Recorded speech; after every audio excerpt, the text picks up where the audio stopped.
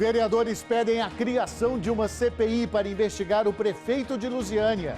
E o Ministério Público abriu investigação contra Cristóvão Tormin por suspeita de abuso sexual.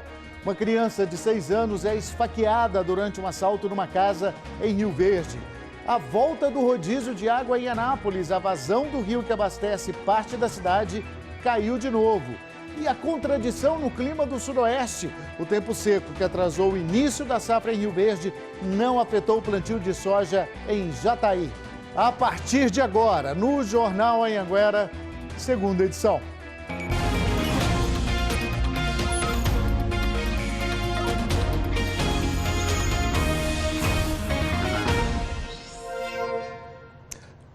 Muito boa noite para você, 7h17 ao vivo com as principais notícias da sua cidade, da sua região. O Ministério Público de Goiás investiga a denúncia de supostos abusos sexuais que teriam sido cometidos pelo prefeito de Lusiânia, Cristóvão Tormin. A investigação corre em segredo de justiça. Mais supostas vítimas falaram sobre o caso, são ex-servidoras municipais. Essa mulher conta que em 2014 trabalhava na prefeitura de Lusiânia e foi assediada pelo prefeito Cristóvão Tormin, do PSD, dentro do gabinete dele. Entreguei a mão para poder cumprimentá-lo. Ele já na hora me puxou para me agarrar, me beijou à força, empurrei, me puxou de novo. Eu gritei, empurrei. Entrou 1, 2 mulheres ali para poder, secretários dele, para poder me acalmar. Essa outra mulher também diz que é ex-funcionária do município e que sofreu assédio dentro do carro do prefeito, quando falava sobre assuntos de trabalho. No caminho, quando eu comecei a falar, ele colocou a mão na minha perna, começou a apertar a minha perna, começou a falar que eu era gostosa, começou a falar coisas que eu não gosto de me lembrar. Eu fiquei paralisada. E ele começou a gritar comigo, dizendo que não estava fazendo nada demais. Esta outra suposta vítima afirma que sofreu uma investida do prefeito na sede da prefeitura. Na Secretaria de Finanças, ele fecha a porta e ele avança para me beijar. E eu paralisei, quando eu vi aquilo, eu cheguei para falar, que isso que está acontecendo? Ué, não está acontecendo nada? Não está acontecendo nada, por que você está nervosa?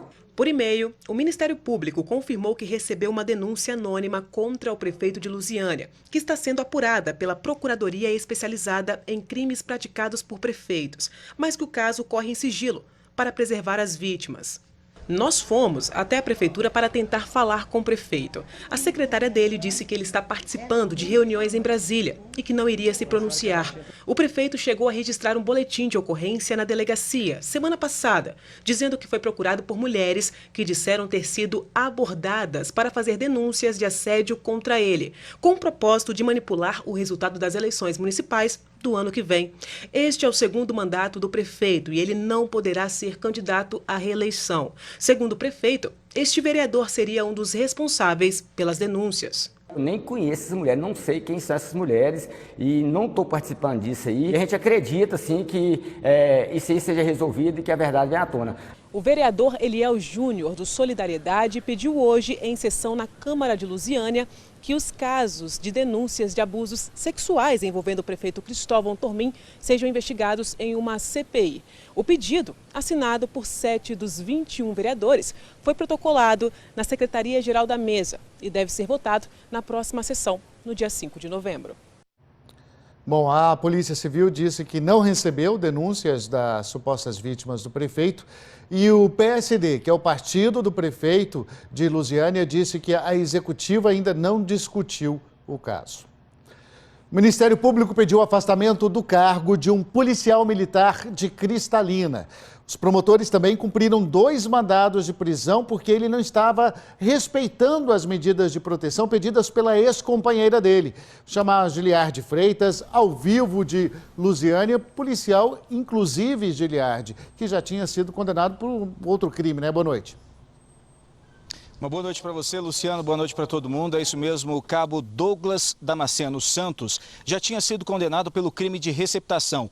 E além dessa prisão preventiva, por ele descumprir uma medida protetiva, um outro mandado de prisão foi expedido contra ele porque ele estaria ameaçando e também feito retaliações ao ex-companheiro ao atual companheiro da ex-namorada e também a ex-namorada dele. Em um desses casos, ele usou, inclusive, uma antena da viatura que ele estava na rua para poder agredir esse ex-companheiro, esse atual companheiro da ex-mulher dele, perdão. E as agressões só pararam depois que outros policiais militares se envolveram ali e cessaram essas agressões. Mesmo estando afastado do serviço de rua, o policial ainda fez uso da sua matrícula para inserir uma multa falsa para esse atual companheiro da ex-namorada dele. E na casa, durante as buscas e apreensões, foram encontrados celulares, documentos falsos e diversas armas. Nós tentamos contato com o comando da Polícia Militar de Cristalina, mas não tivemos resposta, assim como não conseguimos localizar a defesa do cabo. Luciano. Obrigado, Giliardi. Bom trabalho para você e toda a sua equipe aí no entorno. Uma imagem chamou a atenção em Caldas Novas, no sul do estado. 2 agentes de trânsito brigando com um mototaxista. Isso bem no meio da rua. Direto de Itubiara, Juliane Nascimento vai contar essa história pra gente. O que seria o motivo dessa briga, hein, Ju? Boa noite.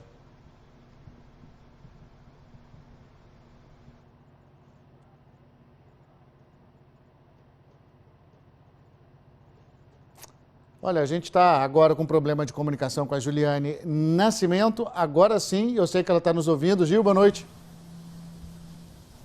Oi, Luciano, boa noite para você. Agora sim, comunicação restabelecida. Como a gente estava comentando, foi uma confusão que acabou com todo mundo indo parar na delegacia, viu? Boa noite para você, boa noite para todo mundo. Esse caso aconteceu lá no centro de Caldas Novas e foi registrado também por pessoas que estavam lá no local e acompanharam toda essa confusão. O motorista, o mototaxista, ele tentou resistir a uma abordagem e acabou sendo agredido, e os policiais, também, os agentes de trânsito acabaram sendo agredidos também por ele.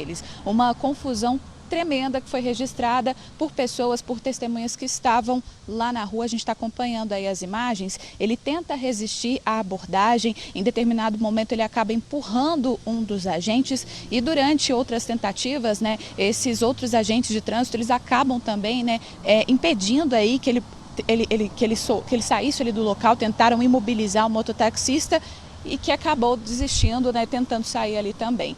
Pois bem, a gente conversou com esse mototaxista que aparece aí nas imagens, Luciano. Ele deu a versão dele sobre os fatos. Vamos conferir. Eles falaram que tinha muita denúncia da minha moto, da moto, de mim e da moto. Aí eu fui para sair de lá, o cara foi e me deu uma gravata. E quase me mata, que eu tô com dor, tem que ir. Me passaram para ir lá fazer o exame.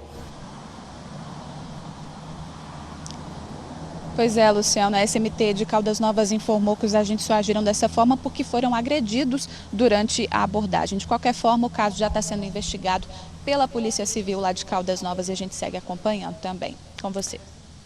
Pois é, Os ânimos ficaram muito acirrados e hoje em dia, não adianta nada. Está tudo sendo flagrado aí nas ruas, Juliane? Muito obrigado. Boa noite.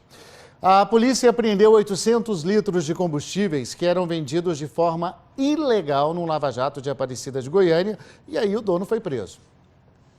O lava-jato de fachada funcionava no Jardim Novo Mundo. No local, a polícia encontrou vários tambores carregados de etanol.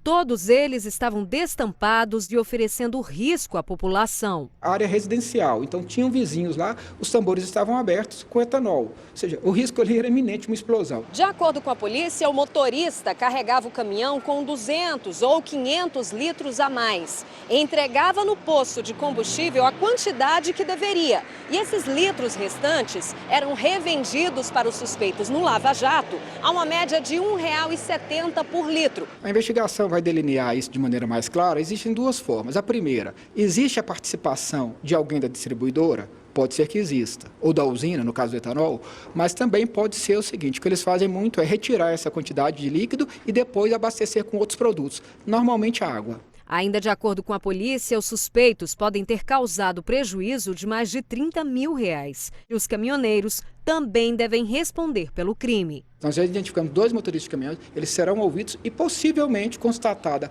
a participação deles nos delitos, eles serão responsabilizados por crime, talvez de furto, ou a gente pode pensar talvez de uma associação criminosa. Olha, não durou muito não, voltou a ter rodízio no abastecimento de água em parte de Anápolis. Lorena Gomes conversa comigo ao vivo, direto da cidade. O que foi que aconteceu, Lorena? O nível ali do rio que abastece a cidade caiu de novo?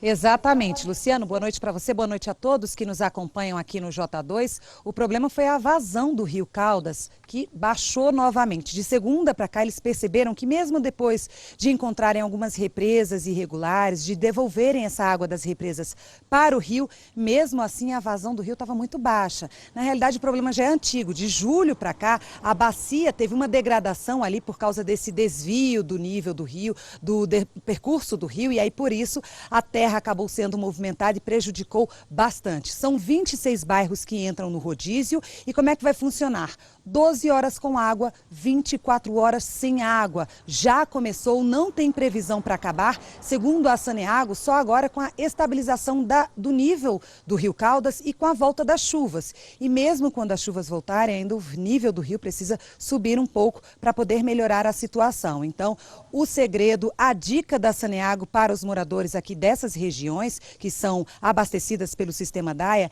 é alerta, ou seja, tem que cuidar, olhar bastante como é que está sendo usada essa água para ser usada de forma correta e não desperdiçar a água. Olhar os registros também para o momento que está sem água, aquelas 24 horas sem, para que quando ela volte não aconteça algum problema. Luciano.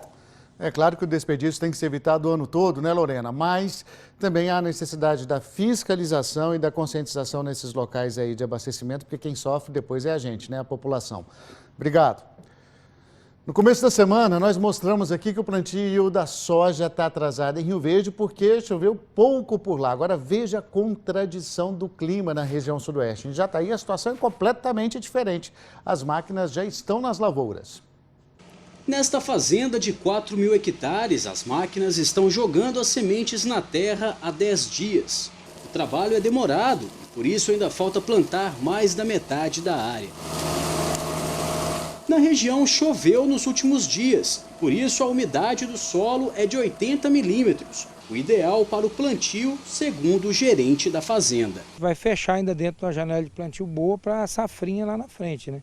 Ao todo, serão plantados 290 mil hectares de soja em Jataí. No município, devem ser colhidas mais de 1.500.000 toneladas do grão para a safra 2019-2020. De acordo com a Federação da Agricultura e Pecuária de Goiás, a FAEG, para a safra 2019-2020, é esperado um aumento de 2,15% na área plantada. A expectativa é produzir 2,3% a mais que na safra anterior. O seu Luiz Bagestão vai plantar 710 hectares. Parte da lavoura dele já está assim, brotando da terra.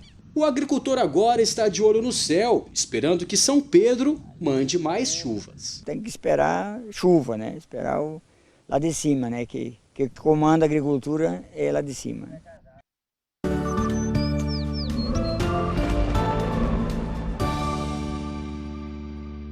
A sexta-feira vai ser de sol forte em todo o estado.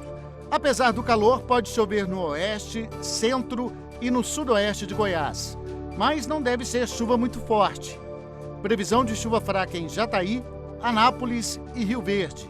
Mesmo assim, faz muito calor nessas cidades. Em Catalão, máxima de 34 graus e Lusiânia, 35.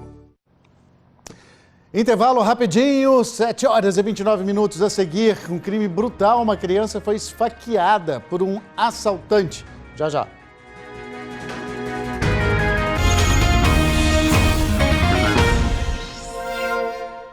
7h32, uma criança de 6 anos foi esfaqueada por um ladrão que invadiu uma casa, a casa de uma família em Rio Verde, no sudoeste do estado. Vou chamar a Ana Paula Azevedo, que está ao vivo de Rio Verde, para contar essa história para a gente. Uma história muito triste e brutal, né, Ana Paula? Muito boa noite. É verdade. Boa noite, Luciano. Boa noite a todos. A criança, inclusive, continua internada no Hospital de Urgências de Santa Helena e o estado de saúde dela ainda é grave. De acordo com a polícia, esse assaltante entrou na casa pelos fundos. A família tinha o costume de deixar a porta aberta, o que teria facilitado a entrada desse assaltante dentro da casa. Essa criança de 6 anos, ela levou uma facada na barriga. A polícia segue investigando o caso, inclusive eu conversei com o delegado responsável aí, o delegado regional. Vamos acompanhar um trechinho da entrevista. Até o momento nós temos a versão apresentada pela família, né? Os nossos investigadores estão trabalhando desde o acontecimento do fato, então a gente está muito empenhado no caso, mas até agora nós já temos algumas suspeitas, mas realmente é aquilo que a família nos passou, é o que a gente está apurando. Como o delegado disse, né, até agora ninguém foi preso, a polícia segue investigando, não deu muitos detalhes para não atrapalhar essa investigação. A gente, claro, né, Luciana, acompanha tudinho daqui e qualquer novidade a gente volta a se falar. E torce pela recuperação, né, dessa criança. Obrigado, Ana Paula. Hora da nossa imagem do dia é de uma boiada. Mas, Luciano, boiada é comum em Goiás. Mas sabe onde que ela estava? Bem no centro de Lusiânia. Olha a quantidade aí de animais, de vacas, bois, atravessando uma das principais avenidas da cidade. Os animais aí dividindo espaço com os carros. Um risco, né? Tanto para os motoristas quanto para eles próprios aí, os animais. A polícia ainda não sabe quem são os donos deles. E olha, a gente vai terminando por aqui. Uma boa noite para você. A gente se vê amanhã e hoje a gente encerra com imagens de Catalão. Tchau, tchau.